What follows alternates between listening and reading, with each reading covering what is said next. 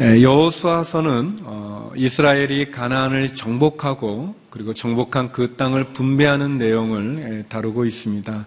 1장부터 12장까지는 가나안 정복에 대한 이야기이고 또 13장부터 마지막 24장까지는 정복한 땅을 분배하는 그런 내용으로 구성되어 있습니다.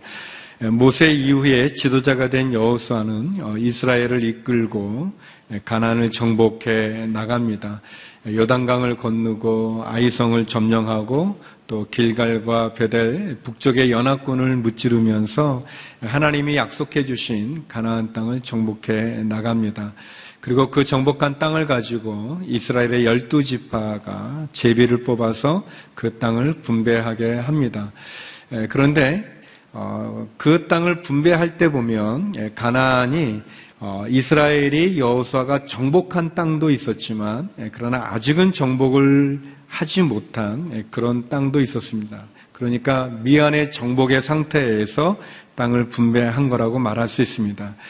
12지파 가운데 5지파는 정복한 땅을 가지고 분배했지만 나머지 7지파는 아직은 정복하지 못한 그 미완의 땅을 가지고 분배받게 됩니다. 18장을 보게 되면은 여호수아는 아직 분배받지 못한 7지파에서 3명씩 정탐꾼을 뽑아서 모두 21명의 정탐꾼을 정복하지 못한 미완의 땅에 정탐을 보내고 그들은 그 땅들을 지도를 그려서 책으로 해서 7개로 나누어서 가져오게 합니다. 그리고 그 7개로 나온 그 책에서 7지파들이 순서를 따라서 땅을 분배받게 됩니다. 가장 먼저 오늘 본문에 나오는 대로 베냐민 지파가 제비를 뽑아서 땅을 분배받게 됩니다. 베냐민 지파는 12지파 가운데 막내 지파였습니다. 막내였고 그리고 그들이 분배받은 땅은 유다 지파와 요셉 지파 사이에 낀 아주 작은 땅을 분배받게 됩니다.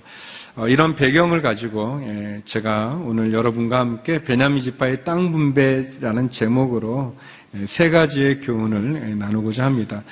제가 전체 설교할 때 3가지의 메시지를 나누는데 그 3가지마다 한 가지마다 또 3가지의 묵상이 있어요. 그러니까 한 가지에 3가지, 한 가지에 3가지 모두 9가지입니다.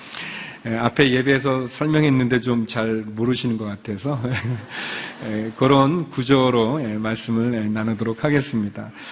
베냐민 지파의 땅 분배에 주는 첫 번째 교훈이 있다면 모든 것에는 뜻이 있다는 것입니다. 모든 것에는 하나님의 뜻이 있습니다. 여호수아는 실로라는 곳에서 아직 정복하지 못한 그 땅을 탐지하게 하고 그리고 그들이 돌아온 그 책을 놓고 미완의 땅이지만 그 땅을 분배하기 시작합니다. 그리고 가장 먼저 분배받지 못한 7지파 가운데서 베냐민 지파에게 땅을 분배하게 됩니다. 베냐민 지파의 땅은 유다 지파라는 큰 지파와 요셉 지파라는 큰 지파 사이에 있는 작은 땅이었습니다. 우리가 읽었던 본문인데요. 다시 한번 읽어보겠습니다. 10절에서 11절 말씀 같이 한번 읽어보죠. 시작. 여호수아는 실로에서 여호와 앞에서 그들을 위해 제비를 뽑고 거기에서 이스라엘 사람들에게 각 지파에 따라 그 땅을 나눠 주었습니다. 베냐민 지파를 위해 각 가문별로 제비를 뽑았습니다. 그들에게 분배된 땅은 유다 자손과 요셉 자손의 사이였습니다. 유다 자손과 요셉 자손 사이에 받은 자그마한 땅은 동서로는 한 40km 정도 되고 남북으로는 한 24km 정도 되는 자그마한 땅이었습니다. 그리고 무엇보다 2지파 사이에 끼어져 있는 땅이었습니다. 그리고 그 분배받은 땅의 중요한 도시인 예루살렘은 유다 지파와 함께 공유하도록 이렇게 했습니다. 몇 가지의 의미가 있는데 먼저는 베냐민 지파가 이 2지파 큰 아주 호전적인 2지파 사이의 땅을 분배받음으로 이 큰 2지파 사이의 긴장, 경쟁을 극소화하는 데 도움이 되었다는 것입니다. 베냐민 지파의 위치가 이 두 지파의 어떤 완충지대를 하는 그런 역할을 하는 그런 땅이었습니다. 또 베냐민 지파는 7지파 중 전체 12지파 중에 막내였지만 7지파 중에서 또 가장 먼저 땅을 분배받는 그런 특권을 갖게 됩니다. 그리고 작은 땅이었지만 그 땅 안에 있는 여러 도시들이 나중에 보게 되면 아주 중요한 역할을 감당하는 도시들이 됩니다.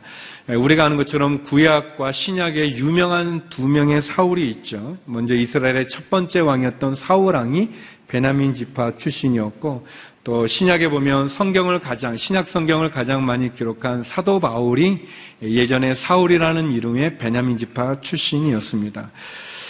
그리고 예루살렘을 유다 지파와 함께 공유하게 되는 그 일을 통해서 나중에 이스라엘이 남북으로 나눠지게 되어질 때 베냐민 지파는 유다 지파에 속하게 돼서 마지막까지 하나님과 함께하고 또 이스라엘에 속하여 구원을 얻는 축복을 갖게 됩니다.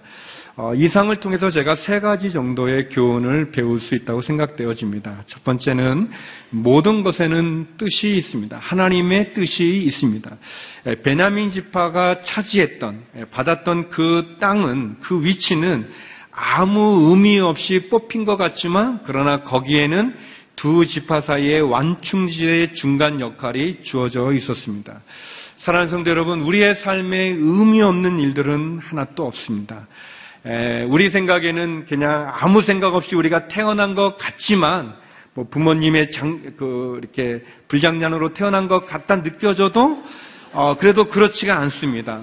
또 여러분이 지금까지 그냥 이렇게 살아온 거겠지만, 되는 대로 살아온 것 같지만, 그렇지 않습니다. 하나님의 뜻이 있고, 하나님의 계획이 있고, 또 우리의 사건들 속엔 분명한 이유들을 갖고 계십니다. 목적이 있는 것입니다. 두 번째로, 내가 가진 것 가운데 소중한 것들이 있다는 것입니다. 보잘것없이 보여지지만 나중에 그것은 참 귀하게 쓰임받는다는 것입니다. 베냐민이 받았던 자그마한 땅에 소유된 도시들이 있었는데, 그 도시들이 그 당시에는 별 볼 일 없었을지 몰라도 후에 보면 이스라엘 역사 가운데 아주 중요한 역할들을 하는 도시들이 됩니다. 지금 당장은 몰라도, 지금 또 중요하게 여겨지고 소중하게 느껴지지만 내가 가진 그것이 나중에 어떻게 쓰여지는지는 내 생각보다 훨씬 크고 더 귀하게 사용될 수 있다는 것입니다. 그래서 내가 받은 것, 내가 소유한 것을 귀하게 여길 필요가 있습니다. 내가 가진 보물을 보물로 볼 줄 아는 눈이 필요합니다.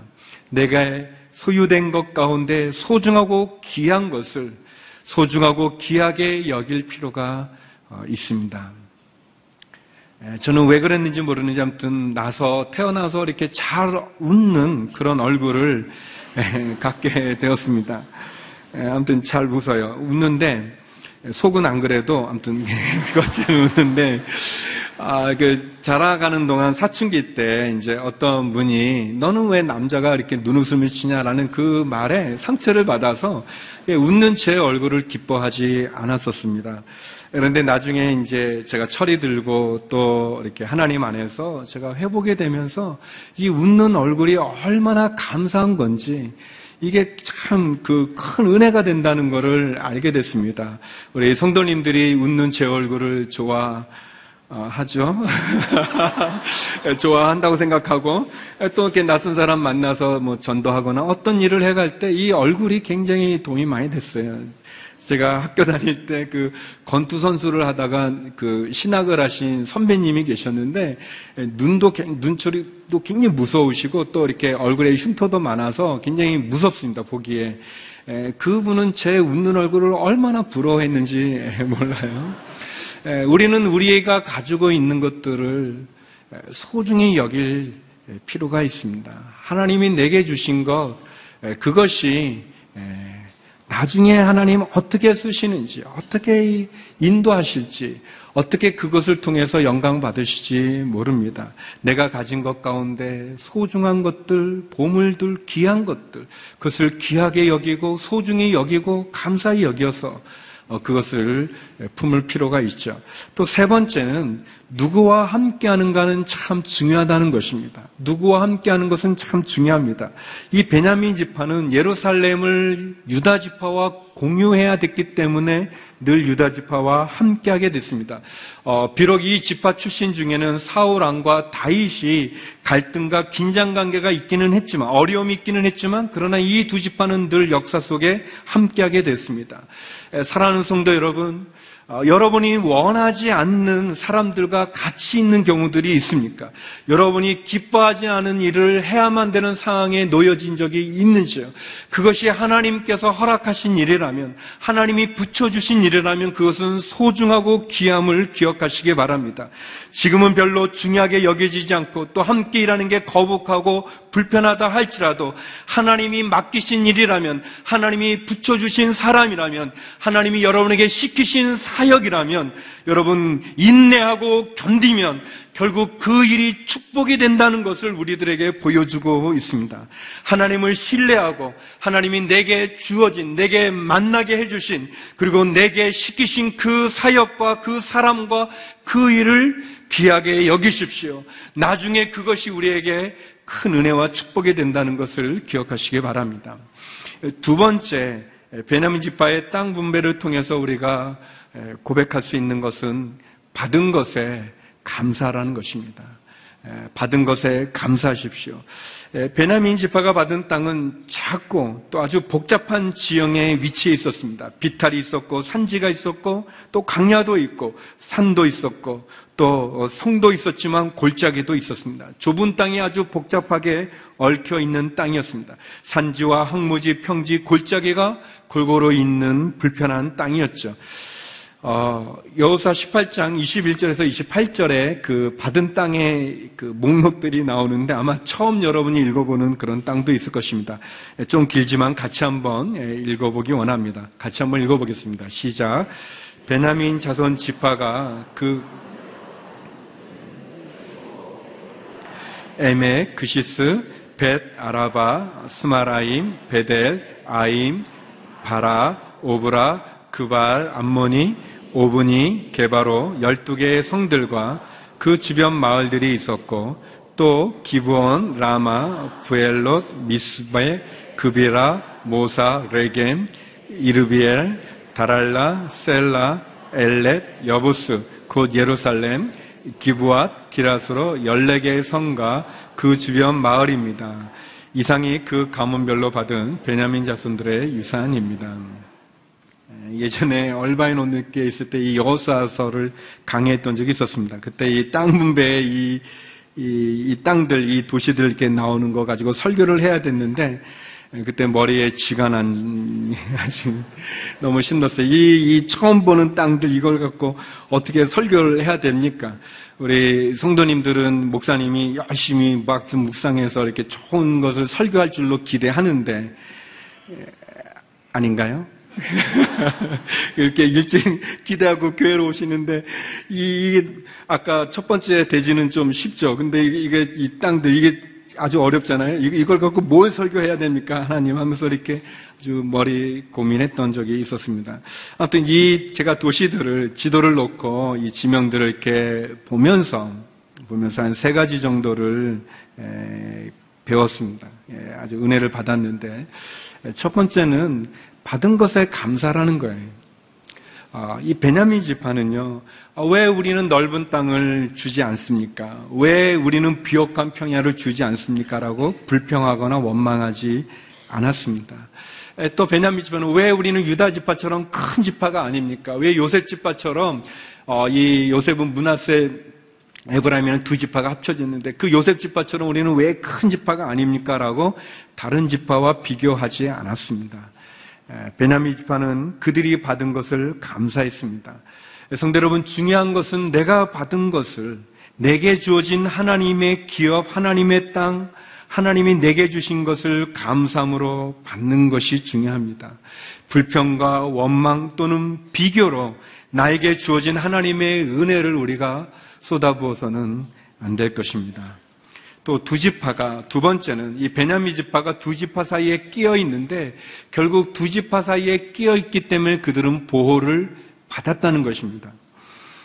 이 북쪽으로는 요셉 지파가 있었고 남쪽으로는 유다 지파가 있었는데 결국은 이 두 지파 사이에 끼어 있었기 때문에 결국은 주변의 강대국 다른 나라부터의 공격에서 그들이 보호받을 수 있었다는 것입니다.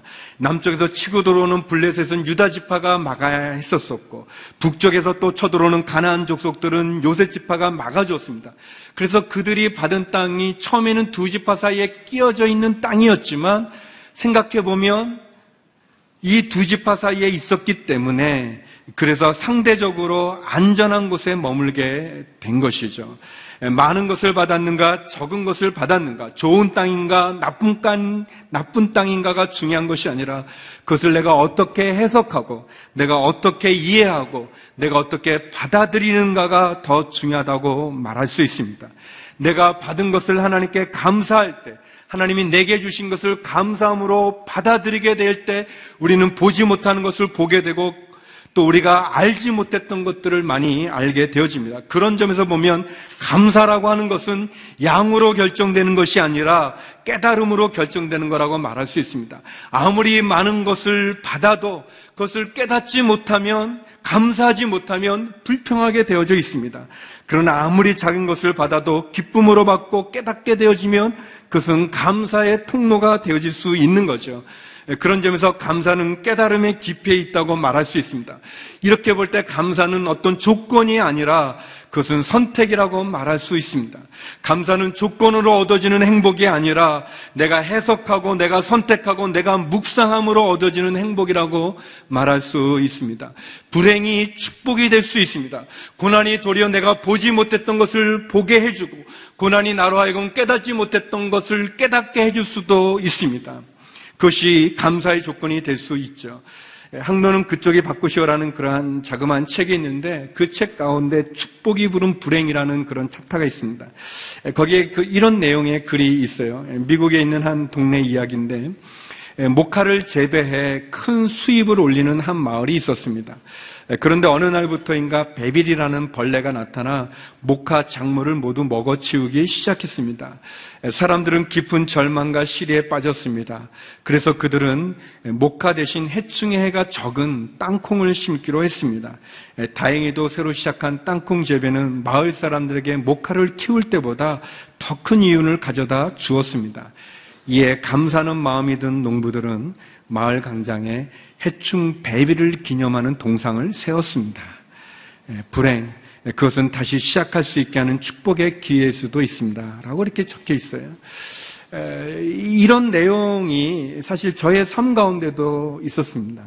제가 중국에 선교사로 가서 농장을 하게 될 때 원래 저희들의 계획은 난을 한국에 수출하는 그런 계획이 있었습니다. 이 조직배양이라고 하는 이 손이 많이 가는 그 작업이 중국에 싼 인건비를 통해서 그것을 해서 또 이 고부가치가 있는 이 난을 한국에 수출하는 그런 계획을 갖고 장로님과 함께 열심히 준비를 했는데 한국에 IMF가 터지게 됐습니다. IMF라는 국가적인 대환란은 많은 것을 변화시켰는데 이제 한국에 수출하는 것이 아닌 것이 막히게 되어지는 어려움이 있게 됐고 그 어려움은 우리 농장의 큰 위기고 어려움은 힘든 시간이었지만 그러나 그것을 다시 선인장이라는 품목으로 바꾸게 되는 계기가 됐고 그 선인장은 나중에 저희 농장에 큰 은혜와 축복이 되어졌습니다.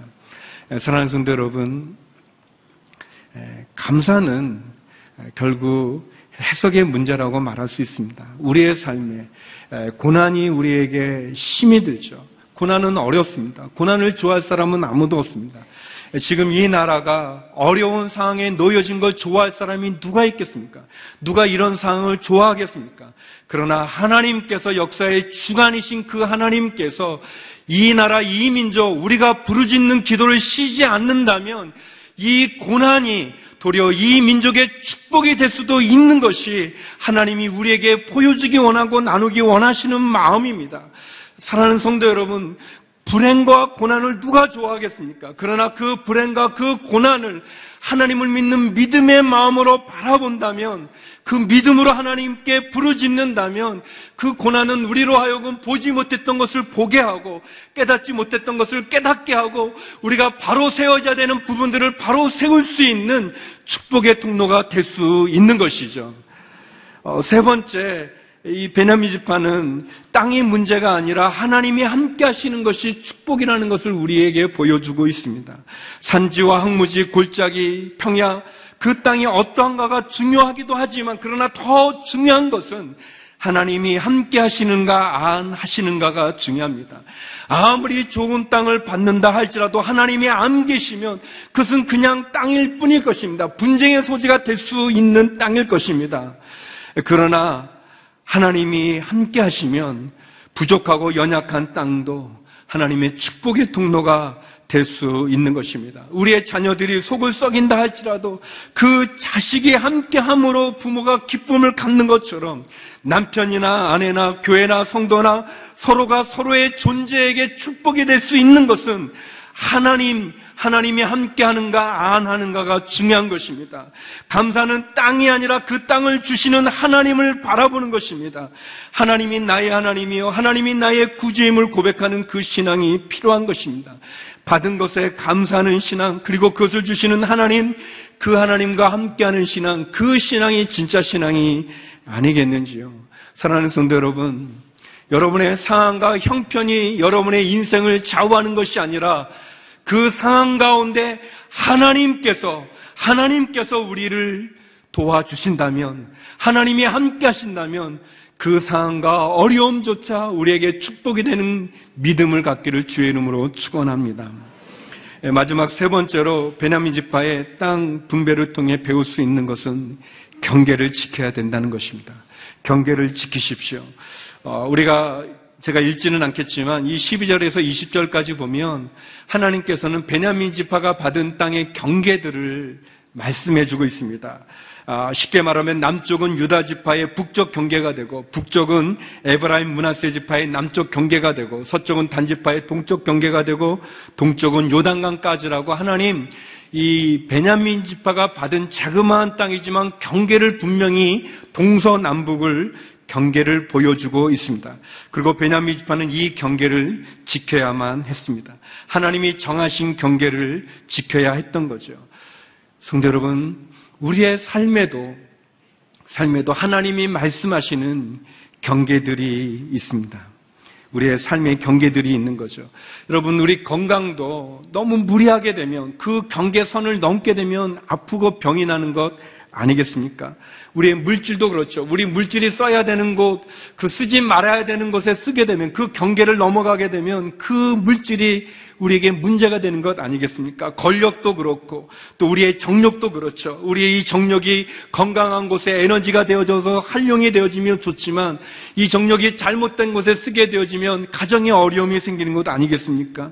우리의 삶에 많은 경계들이 있습니다. 하나님이 정해주신 경계들이 있습니다. 중요한 것은 베냐민 지파가 하나님이 정해하신 경계를 넘지 말아야 됐던 것처럼, 벗어나서는 안 됐던 것처럼 저희들에게 하나님이 주시는 우리의 은혜의 경계를 우리가 벗어나서는 안 된다는 것입니다. 내가 지켜야 될 그 선을 지켜야 된다는 것입니다. 넘지 말아야 된다는 거예요. 가정도 그 가정이 벗어서는 안 되는 경계가 있고 교회도 교회의 경계가 있는데 그 경계를 벗어나서는 안 되는 것입니다. 믿음의 공동체도 그런 것처럼 말이죠. 어쩌면 이 나라의 이 아픔의 부분들은 우리가 지켜야 될 선들을 지키지 않았기 때문에 우리가 신음하는 것 아니겠습니까? 우리가 볼 수 있는 것, 이런 경계를 벗어나서는 안 됩니다. 그래서 이것을 통해서 우리는 세 가지를 기억할 필요가 있습니다. 첫 번째는 나의 경계가 어디인지를 우리는 알아야 됩니다. 내가 지켜야 될 선, 내가 넘어서는 안 되는 선이 무엇인지를 우리는 알아야 됩니다. 그래서 우리는 매일 아침마다 하루가 시작될 때마다 겸손히 하나님 앞에 엎드려서 하나님 앞에 구해야 될 것입니다. 하나님, 제가 넘지 말아야 될 선은 무엇인지, 하나님, 제가 가지 말아야 될 것은 무엇인지, 제가 하지 말아야 될 일은 무엇인지 구별할 수 있는 지혜를 주십시오. 하나님, 그 경계를 깨달아 알 수 있는 믿음을 주시옵소서. 그리고 그 경계를 지킬 수 있는 행동을 하나님 나에게 허락하여 달라고 우리는 매일 하나님 앞에 엎드려 기도해야 될 것입니다. 그리고 두 번째는 그 경계를 넘었다면 돌아와야 됩니다. 돌이켜야 됩니다. 사실 우리는 모두 다 실수하지 않습니까? 저도 그렇고 여러분도 그렇고 우리는 죄를 짓지 말아야 되는데 죄를 짓고 실수하지 말아야 되는데 실수를 하는 그런 연약한 사람들입니다. 그러나 더 큰 실수가 있다면 그것은 뭐냐면 실수한 그곳에서 돌아오지 않는 것입니다. 반복하는 것입니다. 그 실수 속에 숨어버리는 것입니다. 그 실수 속에 포기하는 것입니다. 아니, 엉뚱하게 행동하는 것, 그것이 문제이고 그것이 더 큰 실수이죠. 우리 마음의 소리, 양심의 소리, 영혼의 소리, 하늘의 소리, 하나님의 소리를 우리는 들을 수 있어야 될 것입니다. 그리고 우리는 돌아와야 됩니다. 돌이키면 살아난다고 우리가 표로 이야기하지 않습니까? 돌이키면 살아납니다. 회개하면 하나님은 우리에게 기회를 주시는 분이십니다. 우리 스가랴 1장 3절의 말씀을 같이 읽었으면 좋겠습니다. 스가랴 1장 3절입니다. 같이 읽어보죠. 시작. 그러므로 너는 그들에게 말하여라. 만군의 여호와가 이렇게 말한다. 너희는 내게 돌아오라. 만군의 여호와의 말이다. 그러면 내가 너희에게 돌아갈 것이다. 만군의 여호와가 말한다. 사랑하는 성도 여러분, 우리는 다 연약하고 부족한 사람들 아닙니까? 실수할 수 있습니다. 안 하면 좋지만 죄를 짓는 사람들입니다. 그러나 중요한 것은 우리가 실수했을 때, 죄를 졌을 때 우리는 돌아와야만 되는 것입니다. 예수님께서 안타까운 마음으로 말했던 것처럼 회칠한 무덤 같다고 바리새인들을 꾸짖을 때, 여러분, 회칠한 무덤이 무엇입니까? 겉은 아름다운 거예요. 겉은 멋있지만 그러나 그 속에는 썩는 시체의 악취가 나는 것처럼 우리가 겉은 멀쩡해 보이지만 그러나 우리의 속에 썩어있는, 우리 안에 있는 탐욕들과 우리 안에 있는 이 죄에 대하여서 돌이켜야 될 것입니다. 하나님이 정해주신 경계를 넘었다면, 벗어났다면, 실수했다면, 죄를 졌다면 돌이켜야 될 것입니다. 하나님 말씀하지 않습니까? 너희가 돌아오면 내가 돌이켜 너희를 살게 하리라라고 말씀해 주고 있습니다. 우리가 돌이키면 살아납니다. 세 번째는 하나님의 결정에 순종해야 되는 것입니다. 베냐민 지파는 하나님이 정해주신 그 경계를 넘지 않았고 그 결정에 순종했습니다. 우리에게 필요한 건 하나님의 말씀에 순종하는 것입니다. 하나님의 뜻과 하나님의 계획과 하나님 말씀에 순종하는 것입니다. 경계는 내가 정하는 것이 아니라 하나님이 정하시는 것입니다. 하나님의 경계를 우리는 순종해야 될 것입니다. 하나님이 아니라 하면 아닌 것이고 하나님이 하라면 해야 되는 것입니다. 사랑하는 성도 여러분, 나의 생각을 접고 하나님의 생각에 집중하십시오. 내 경험을 의지하지 마시고 하나님의 말씀을 붙잡으십시오. 내 욕구대로 행동하지 마시고 하나님의 약속을 붙잡고 그 하나님의 뜻을 찾고 그리고 순종하십시오. 우리가 하나님 말씀에 순종할 때 능력이 나오고 은혜가 임하고 그리고 하나님의 축복이 우리 가운데 일어날 것입니다. 하나님의 경계, 하나님의 결정에 순종하십시오. 베냐민 지파의 땅 보면은 우리들에게 모든 것에는 하나님의 뜻이 있고 그리고 우리가 받은 것에 감사하며 하나님이 정해주신 경계를 지킬 때 그때 하나님이 우리를 축복한다는 것을 보여주고 있습니다. 성도 여러분, 내가 받은 것이 작다고 불평하지 마십시오. 내 뜻과 다르다고 원망하지 마십시오. 하나님 앞에 감사를 선택하고 내가 넘지 말아야 될 선을 넘지 않고 넘었다면 돌이키고 그 경계를 지켜나갈 때 하나님 우리에게 은혜와 축복을 허락하여 주실 것입니다. 우리를 지켜주시고 이 나라 이 민족을 지켜주실 것입니다. 이번 한 주간 주의 말씀을 붙잡고 승리하는 우리 모두가 되기를 주의 이름으로 축원합니다. 기도하시겠습니다. 거룩하신 아버지 하나님, 하나님이 우리에게 주신 그 모든 것을 감사함으로 받게 하여 주시고 모든 것엔 하나님의 뜻이 있음을 믿음으로 신뢰하며 주께서 정하신 경계를 지키고 그 경계를 벗어났다면 돌이켜 다시 살아나는 은혜를 우리 가운데 허락하여 주시옵소서. 예수님 이름으로 기도드립니다. 아멘.